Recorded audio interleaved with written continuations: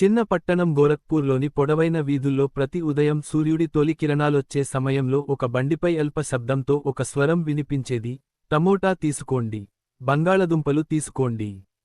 ఈ బండి నడిపేది రామలాల్ అనే వ్యక్తి. ఆయనతో పాటు ఆయన 16 ఏళ్ల కొడుకు ఆరు ఉండేవాడు. ఆరు జీవితం సాదాసీదాగా సాగేది. ఉదయం నాన్నతో కూరగాయలు అమ్మడం, మధ్యాహ్నం ప్రభుత్వ పాఠశాలకి వెళ్లడం, రాత్రి మీద మేడపై కూర్చొని కలలు కనడం. ఆరు కలలు కన్న గొప్ప కల ఐటీలో చేరడం. కాని ఒక కూరగాయల వ్యాపారి కొడుకు, ట్యూషన్ కూడా సరిగ్గా దొరకని స్థితిలో ఉండి నిజంగా ఐటీ చేరగలడా? ఒక రోజు స్కూల్లో ఒక ప్రొఫెసర్ చెప్పారు, ఐటీ కోచింగ్ ఫ్రీగా అందించే సంస్థ ఒకటి పట్టణ చివర ప్రారంభమైంది. ప్రవేశ పరీక్ష ఉత్తీర్ణత అయితే ఉచిత శిక్షణ లభిస్తుంది. ఆరు కళ్లలో వెలుగు ఆగలేదు.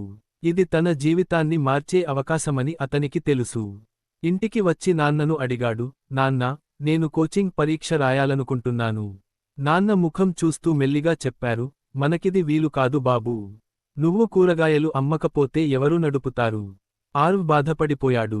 మాట్లాడటం మానేశాడు, కాని తన కలలు మాత్రం వదలలేదు. ఒక రాత్రి విద్యుత్ లేదని మొత్తం ముద్దుగా చీకటి. ఆరు పైకప్పుపై నక్షత్రాలను చూస్తూ పడుకున్నాడు.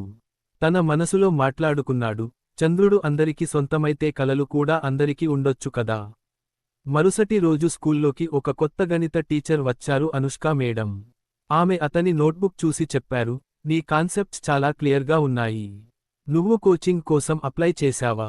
ఆరు తలనొగ్గాడు, ఇంటి పరిస్థితి బాగాలేదు మేడం. అనుష్క మేడం నవ్వుతూ, నీ కష్టాన్ని చూస్తుంటే నిన్ను నేను స్వయంగా గైడ్ చేస్తాను. సాయంత్రం లైబ్రరీకి రా. ఇక్కడి నుంచి అతని నిజమైన ప్రయాణం ప్రారంభమైంది. చెక్క బెంచి, చెమట పడ్డ చొక్కా, నిద్రలేని రాత్రులు అన్నీ సహించుకుంటూ అతను రాత్రి 9 గంటల వరకు లైబ్రరీలో చదువుతూ ఉండేవాడు. ప్రారంభంలో పుస్తకాలు అర్థం కావడం కష్టం. కాని ఆరు తనను తానే ఒక మాట చెప్పుకునేవాడు, ఇప్పుడు ఓడిపోతే ఎప్పటికీ గెలవలేను. 3 నెలల తర్వాత ప్రవేశ పరీక్ష ఫలితాలు వచ్చాయి. ఆరు సెలెక్ట్ అయ్యాడు. ఆ రోజు తొలిసారి అతని నాన్న కన్నీళ్లు పెట్టుకున్నారు గర్వంతో. కాని ఇక్కడితో కష్టాలు ఆగలేదండి. కోచింగ్ సెంటర్లో అందరూ బ్రాండెడ్ బ్యాగులతో వచ్చేవారు. ఆరు దగ్గర మాత్రం ఒక పాత జోలా మాత్రమే ఉండేది. మొబైల్లో లెక్చర్లు డౌన్లోడ్ చేయమంటే పాపం బటన్ ఫోన్ చూపించేవాడు. అందరూ నవ్వేవారు. కాని అనుష్క మేడం చెప్తూ ఉండేవారు, నీ కథనే ప్రత్యేకమైనది. అందుకే నువ్వు గెలుస్తావు. ఇతను అర్ధరాత్రుల వరకు ప్రశ్నలు పరిష్కరించేవాడు. ఉదయానికల్లా మళ్లీ కూరగాయల బండి వద్ద. ఒక రోజు ఐటీ జేఈ పరీక్ష వచ్చింది. వణుకుతున్న చేతులతో పెన్ పట్టుకున్నాడు. తనకు తానే చెప్పుకున్నాడు, నేను ఎవరికన్నా తక్కువను కాదు. ప్రతి ప్రశ్నను శ్రద్ధగా చదివాడు. ఎక్కడ ఇబ్బంది వచ్చిందో అక్కడ అనుష్క మేడం స్వరం వినిపించేది, భయంతో కాదు అర్థంతో పోరాడ్. పరీక్ష ముగిసిన తర్వాత అతని ముఖంలో సంతృప్తి. ఫలితాలు వచ్చిన రోజు పల్లె మొత్తం ఊపిరి ఆడకుండా చూసింది.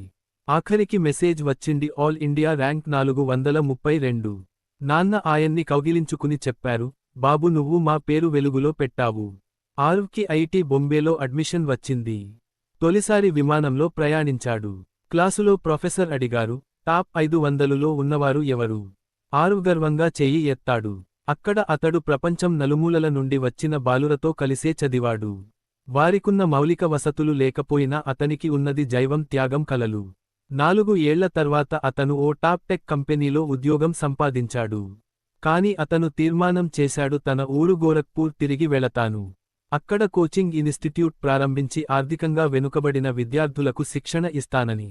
ఇప్పుడు అతనిని అందరూ ఆర్ఫ్సర్ అంటారు. అతని దగ్గర ఖరీదైన కారున్నా ఇప్పటికీ కూరగాయల వ్యాపారుల పిల్లలను గుండెలకు అట్టుకుంటాడు.